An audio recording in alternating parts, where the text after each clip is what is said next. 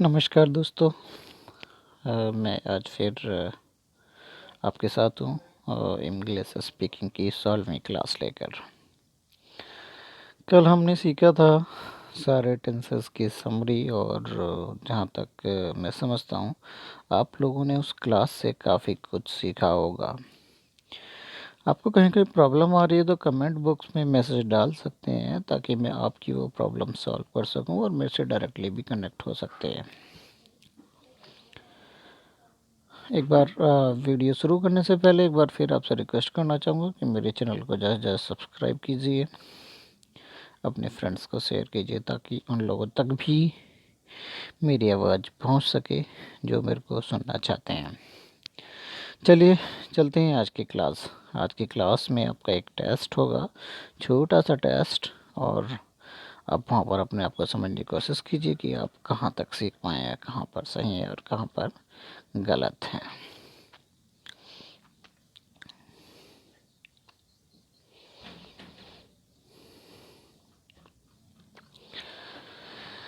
ता है, ती हैं, ते हैं, कौन से टेंस की पहचान है? ऑप्शन है इसके पास्ट इंडेफिनिट, प्रेजेंट इंडेफिनिट और simple past.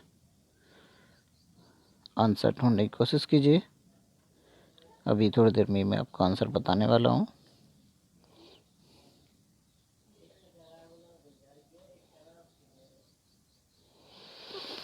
Present indefinite.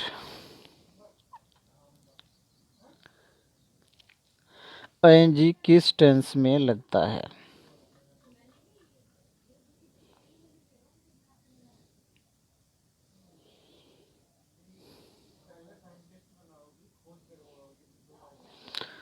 Continuous ING, किसी भी तरह का कंटिन्यूस टेंस हो उसमें आईएनजी आता है।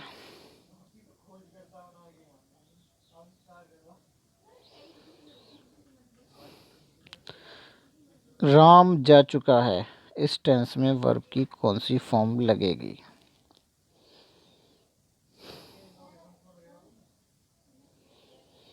राम जा चुका है, इस टेंस में वर्ब की कौन सी फॉर्म लगेगी? राम जा चुका है, जा चुका है मतलब काम कंप्लीट हो चुका है, और कब जा चुका है यानी कि प्रेजेंट में काम कंप्लीट हो, यानी कि थर्ड फॉर्म होगी। चलिए एक और क्वेश्चन लेते हैं। 26 जनवरी ये कच्चा समय है या पक्का समय? मतलब इसके साथ में क्या आना चाहिए, सिंस या फॉर?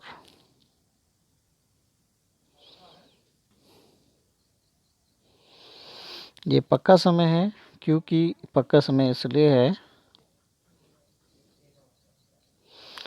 क्योंकि 26 जनवरी एक फिक्स डेट है, उसका नाम है, टाइम का नाम है। अगर टाइम का नाम आपको पता है तो फिक्स होता है, पक्का होता है। राम 2 बजे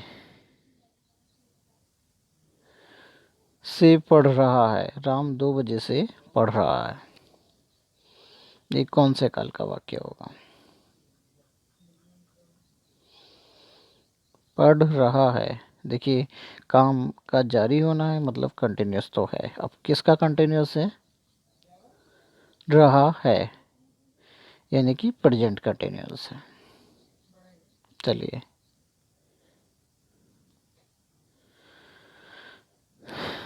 मैं गया, आ के बाद कौन सी फॉर्म लगेगी?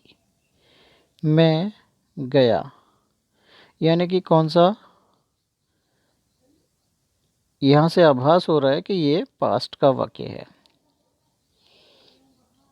इट मीन्स क्या हो, पास्ट के साथ में कहां पर आती है? सेकंड फॉर्म की। मैं गया, आई वेंट।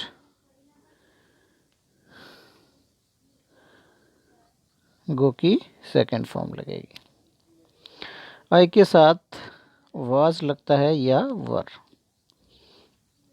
आई के साथ वाज लगता है। नेक्स्ट क्वेश्चन लेते हैं। ही के साथ हैव बीन लगेगा या हैज बीन? बहुत अच्छे से आपको पता है, हैज बीन। एक और क्वेश्चन लेते हैं। राम एंड राहुल कमिंग, यानी कि यहाँ पर इसके साथ में वाज लगेगा या वर लगेगा। देखिए यहाँ पर क्या हो जाता है आपका, राम एंड राहुल हो गए प्लूरल, दोनों प्लूरल हो गए, इट मीन्स क्या लगेगा यहाँ पर, वर। नेक्स्ट क्वेश्चन लेते हैं। ही सी नेम इट के साथ प्रेजेंट इंडेफिनिट में एस या एस लगेगा या नहीं लगेगा। ये सबसे दूसरी या तीसरी क्लास में मैंने आपको पढ़ाया था, अगर आपने अच्छे से क्लास पढ़ी होगी तो आपको पता होगा। यस, एस या एस लगता है।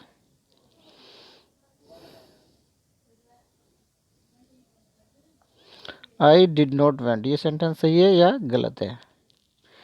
देखिए जैसा कि मैं आप लोगों को पहले ही बता चुका हूँ कि डिड के साथ में कभी भी सेकेंड फॉर्म नहीं आती है। डिड ऑलरेडी सेकेंड फॉर्म है, उसके बाद में जो भी वर्ब आएगी वो हमेशा फर्स्ट फॉर्म में आएगी। हमेशा ऐसा डिड किस में आता है, पास्ट इंडेफिनिट के नेगेटिव टेंस में आता है, पास्ट इंडेफिनिट के नेगेटिव में आता है, और वहाँ पर डिड के बाद में हमेशा फर्स्ट फॉर्म ही आती है। तो ये वाक्य गलत था। इसको अगर सही कहेंगे, आई डिड नॉट गो, क्या हो जाएगी इसकी हिंदी, मैं नहीं, आई डिड नॉट गो, मैं नहीं गया। ही विल बी गोइंग, इसकी हिंदी क्या होगी, वह जाएगा, वह जाता होगा, वह जा रहा होगा। गोइंग से पता चल रहा है कि कंटिन्यूस तो है। अब ये परफेक्ट कंटिन्यूस है कि नॉर्मल कंटिन्यूस है, समझिए। वह जा रहा होगा।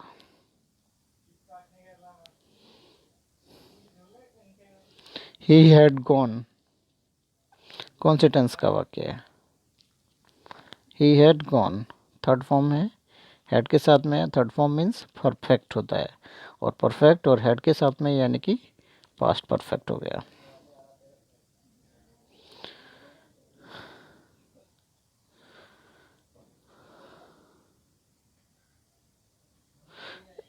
कौन से टेंस में सिंस या फोर लगता है। सिंपली मैंने आपको बताया था कि ये ऐसा परफेक्ट कंटिन्यूस में होता है, चाहे वो प्रेजेंट का हो, पास्ट का हो या फ्यूचर का हो। परफेक्ट कंटिन्यूस में सिंस या फोर आती हैं, क्योंकि वहाँ पर टाइम के साथ में ये वाक्य होते हैं और वहाँ पर इसका हम यूज़ करते हैं। ही हैड बीन रीडिंग, इसके खाली जगह में सिंस आएगा या फोर आएगा या एट आएगा। यहाँ पर आएगा he had been childhood. Childhood क्या है, एक टाइम का नाम है, और जहाँ पर टाइम का नाम हो वहाँ पर हमेशा क्या आता है, सिंस आता है। तो he had been reading since childhood, क्या वह बचपन से पढ़ रहा है। ही डज नॉट प्लेज, क्या वाक्य सही है, ही डज नॉट। देखिए डू के साथ में ई एस पहले ही आ गया, इसलिए मैंने आपको बताया था डज अगर पहले आ जाता है इसमें ऑलरेडी है तो उसके बाद में एस या एस नहीं लगता, तो ये वाक्य क्या हो गया, गलत हो गया। सही वाक्य क्या होगा, he does not play, place नहीं आएगा यहाँ पर। काफ़ी क्वेश्चन है आज के लिए, और मैं आपसे फिर यही कहना चाहूँगा कि लगातार प्रैक्टिस करते रहिए और मेरे साथ बने रहिए इंग्लिश स्पीकिंग की बेसिक क्लासेस के साथ में। सभी बच्चों, साथियों, मित्रों, चाहे इस क्लास को जो बच्चे पढ़ रहे हैं वो भी समझ सकते हैं, और जो वर्किंग वुमेन मैन हैं वो भी इससे यहाँ पर काफ़ी इंग्लिश सीख सकते हैं। और इसके अलावा अगर किसी को मेरी हेल्प की ज़रूरत है तो you can connect with me directly, और मेरे को कमेंट बॉक्स में अपना मैसेज डाल सकते हैं ताकि मैं आपके लिए अवेलेबल हो पाऊँ। कल तक की क्लास के लिए बाय बाय, नमस्कार।